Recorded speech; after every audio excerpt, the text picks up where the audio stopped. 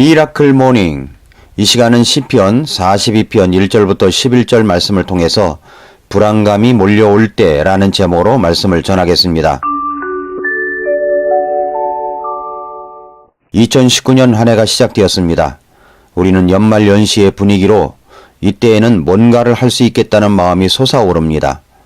그러나 시간이 지나다 보면 한 구석에서 자꾸 불안감이 찾아올 때가 있습니다.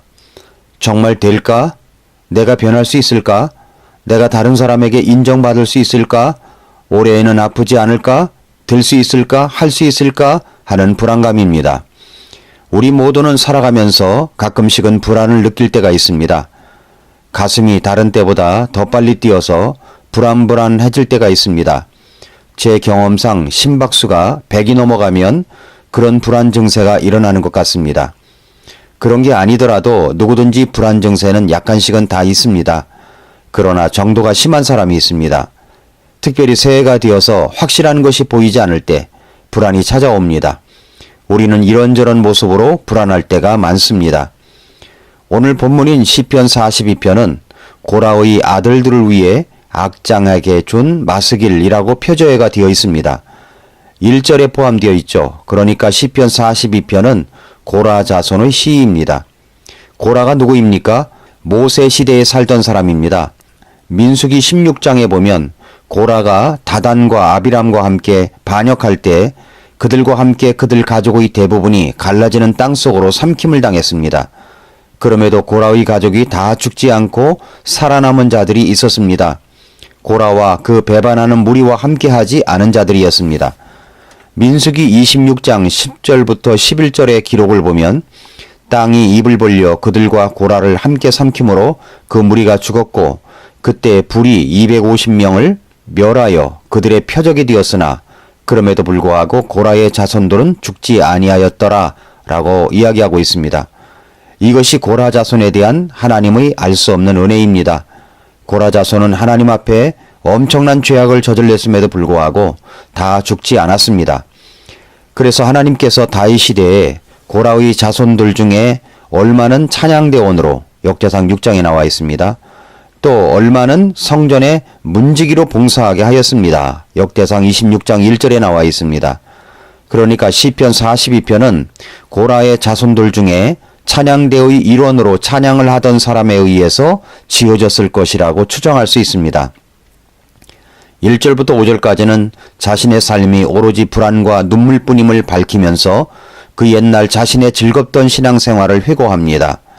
6절부터 11절까지는 고난의 신앙적 승화를 더욱 전개시켜서 난관에 봉착한 시인의 극단적 좌절 상태를 표현함과 동시에 하나님의 도우심으로 그 위경에서 벗어날 수 있다는 전화위복의 신앙을 끝까지 견지하고 있습니다. 그래서 하나님의 은총의 최후 승리를 믿는 신앙인은 어떠한 환난과 역경 속에서도 그 불안 속에서도 불사조같이 되살아나는 삶의 용기를 얻게 됩니다. 온 세상이 다, 주변 사람들이 다 자신을 궁지로 몰아넣는 듯한 느낌을 받을 때가 있습니다. 오늘 말씀을 기록한 기자들도 그랬습니다. 사람들이 외면하고 돌아선 듯한 비참한 지경에서 오로지 하나님을 부르는 시인의 심경이 연약한 사슴의 갈급함으로 묘사되어 있습니다. 1절에서 오 하나님이여 사슴이 물시내를 찾기에 갈급함같이 내 혼이 주를 찾기에 갈급하나이다 라고 했습니다. 오 하나님이여 시의 첫마디가 하나님을 찾아 저절로 터져나오는 육성으로 되어 있어 말로 다 표현할 수 없는 시편 기자의 불안한 심경을 여실히 드러내주고 있습니다. 사슴은 빠른 발을 가진 민첩하고 아름다운 외모를 지니고 높은 것을 좋아하는 고상한 동물로 여겨집니다. 사무엘하 22장 34절에서 다윗은 내 발을 사슴의 발 같게 하시며 나를 나의 높은 곳들에 세우시고 라고 하나님을 찬양했습니다. 하박국 3장 19절에서 주 하나님은 나의 힘이시니 그분께서 나의 발을 암사슴의 발 같게 하사 나를 나의 높은 곳들에서 다니게 하시리로다 라고 하나님을 찬양했습니다. 이 민첩하고 고상한 사슴은 풀을 먹지 않고는 일주일 이상도 견딜 수 있지만 물을 마시지 않고는 며칠을 견딜 수 없다고 합니다. 사슴이 시냇물을 찾으면 생사가 걸린 문제입니다. 사슴이 시냇물을 찾으면 간절함입니다. 하루 이틀을 사막에서 물을 찾지 못한 사슴은 얼마나 불안했겠습니까? 이제 남은 하루 또는 이틀 안에 물을 반드시 얻어야 살 수 있습니다. 갈급하나이다 라고 했습니다. 불안이 몰려오는 것을 위급하게 느끼면서 하나님을 향하는 애타는 심경이 육체의 목마름으로 묘사되어 외칩니다. 우리의 영혼이 하나님을 찾는 것이 이와 같이 갈급합니다. 하나님을 찾지 못한 심령은 살아있는 것 같지만 죽은 자입니다. 우리 인생의 삶의 참 의미는 우리의 창조자이시며 구원자이신 하나님의 임재하심을 통하여서만 확인되어질 수 있습니다. 본문의 기자는 불안감이 몰려왔습니다. 거기에다가 갈급함도 있습니다. 어떻게 그 불안감을 해결할 수 있습니까? 이렇게 갈급함이 있을 때 우리는 어떻게 해야 합니까? 첫째로 하나님 앞에 나와 내 마음을 쏟아 놓아야 합니다. 2절부터 4절에 보면 내 혼이 하나님 곧 살아계신 하나님을 찾기에 목이 타니 내가 어느 때에 가서 하나님 앞에 보이리요. 그들이 계속해서 내게 말하기를 네 하나님이 어디 있느냐 하므로 내 눈물이 밤낮으로 내 음식이 되었도다. 내가 전에 그 무리 곧 거룩한 날을 지킨 무리와 함께 기쁨과 찬양의 소리를 내며 하나님의 집에 갔으므로 이 일들을 기억할 때에 내가 내 혼을 내 속에서 쏟아내는도다 라고 했습니다. 불안감이 몰려옵니다. 목이 타는 갈급함이 있습니다. 사람들은 내게 주어진 일이 잘 되지 않는 것을 보고 네가 그렇게 하나님을 찾더니 그 하나님은 어디 계시냐라고 조롱합니다. 그래서 밤낮 눈물을 흘립니다. 주님 앞에서 거룩한 날을 지키며 예배를 드리며 함께했던 무리들과 함께 기쁨과 찬양의 소리를 냈던 그 하나님의 집에 갔었던 그 일들을 기억하면서 자신의 혼을 자신의 속에서 쏟아냅니다. 누군가를 마음에 받아들이고 그에게 자기의 마음속을 보여준다는 것은 쉬운 일이 아닙니다. 우리는 아무에게나 자기 속내를 드러내지 않습니다. 정말 자기가 믿을 수 있는 사람에게만 마음에 품은 생각들을 털어놓고 이야기합니다. 하나님 앞에서 자신의 혼을 다 쏟아내본 적이 있습니까? 사람은 답답한 일이 있을 때 누군가에게 그 속상함을 쏟아내놓고 싶어 합니다. 여러분은 누구에게 합니까? 한나는 아이가 없어서 멸시받고 조롱받는 그 속상함을 성전에서 하나님께 쏟아낸 여인입니다. 그리고 그 사연을 엘리 제사장에게 다 쏟아내었습니다. 그랬더니 그 여인은 기도응답을 받았습니다. 삼손은 창녀 들릴라에게 자기의 온 마음을 털어놓았습니다. 심지어 자기가 하나님께 바쳐진 나사렛 사람이라는 것과 자기 힘의 비밀에 대한 것까지도 이야기했습니다. 그는 그녀를 믿을만하다고 생각했기 때문입니다. 이렇게 사람은 자기 마음을 쏟아놓고 싶어 합니다.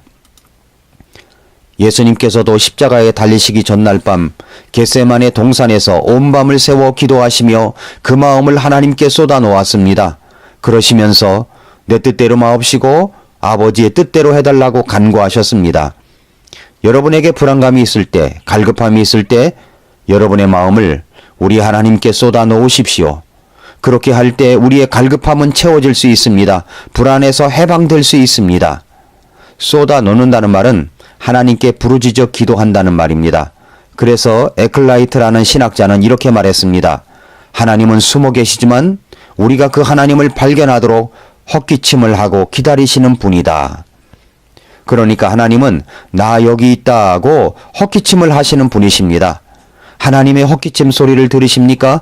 숨어 계시는 하나님은 왜 숨어 계십니까? 믿음으로 우리가 하나님을 만나기를 원하시기 때문입니다.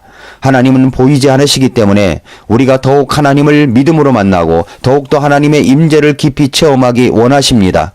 이런 가운데 때로 고통스러운 불안과 근심과 하나님이 살아계시지 않는 것 같은 단절 속에 고통스러워할 수 있지만 중요한 것은 갈망함이 있다면 하나님 앞에 나아가 그 마음을 쏟아놓을 때 하나님은 우리의 기도를 들어주십니다. 둘째로 내가 내 자신에게 말을 해주어야 합니다. 나는 누구의 말을 가장 잘 들을까요? 나의 삶에서 내가 가장 빨리 움직이게 하는 사람은 누구일까요? 바로 나입니다. 나는 내 말을 가장 잘 듣습니다. 일어나라 하면 일어납니다. 자자 하면 잡니다. 씻자 하면 또 씻습니다. 미라클 모닝을 듣자 하면 또 듣습니다. 나는 누구의 말을 가장 잘 듣습니까? 바로 내 자신입니다. 그래서 우리는 자신에게 스스로 하는 말을 잘해 주어야 합니다. 갈급함이 있을 때 우리는 내 자신에게 이렇게 말해 주어야 합니다. 시편 42편 5절에서 오 내 혼아 어찌하여 네가 낙심하느냐 어찌하여 네가 내 속에서 불안해하느냐 너는 하나님께 소망을 두라 그분의 얼굴의 도우심으로 인하여 내가 여전히 그분을 찬양하리로다. 같은 장 11절에서 오 내 혼아 어찌하여 네가 낙심하느냐 어찌하여 네가 내 속에서 불안해하느냐 너는 하나님께 소망을 두라 내 얼굴의 건강이시여 내 하나님이신 그분을 내가 여전히 찬양하리로다. 똑같이 말씀했습니다. 자신에게 뭐라고 말을 합니까? 오 내 혼아 어찌하여 네가 낙심하느냐 어찌하여 내 속에서 불안해하느냐 너는 하나님께 소망을 두라 내 얼굴의 건강이시여 내 하나님이신 그분을 내가 여전히 찬양하리로다. 멋진 말 아닙니까? 낙심하지 마. 불안해하지 마. 하나님께 소망을 두자. 내 하나님이신 그분을 찬양하자. 고 자신에게 말을 겁니다. 이야기하는 것입니다. 마틴 로이드 존스 목사님은 우리가 불안에 빠지고 나아가 영적 침체에 빠지게 되는 원인을 이렇게 재미있게 말했습니다. 우리가 우리 자신에게 말하지 않고 우리가 우리에게 자신이 자신에게 말하도록 허용하기 때문이다. 이게 무슨 말입니까? 그러니까 나 자신이 나에게 말하도록 허용하지 말고 자신에게 말하면서 살아라는 뜻입니다. 무슨 말인지 잘 모르시겠습니까? 다시 한번 설명을 하겠습니다. 우리 안에 두 개의 자아가 있습니다. 옛자아, 십자가 안에서 죽어야 될 자아가 여전히 우리 가운데 그런 나쁜 습성이 남아있고 성령 안에서 거듭난 새 자아가 있습니다. 이것은 성령 안에 새롭게 태어난 자아입니다. 새로운 자아는 이제 옛 자아가 말하는 것을 듣지 말고 새 자아가 말하는 대로 살아가야 합니다. 자기가 자신에게 말하지 않고 자신에게 들려오는 대로 살아가면 침체에 빠진다는 뜻입니다. 우리는 살아가며 수없이 많은 소리를 들으며 살아갑니다. 대부분 세상의 소리, 다른 사람의 소리, 옛 자아의 소리에 끌려다닙니다. 부정적인 소리에 끌려다닙니다. 그런데 성령 안에 사는 사람은 성령 안에 태어난 자아가, 긍정적인 자아가 자기 자신에게 말하라는 것입니다. 낙심하지 마. 불안해하지 마. 기죽지 마. 하나님께 소망을 두자.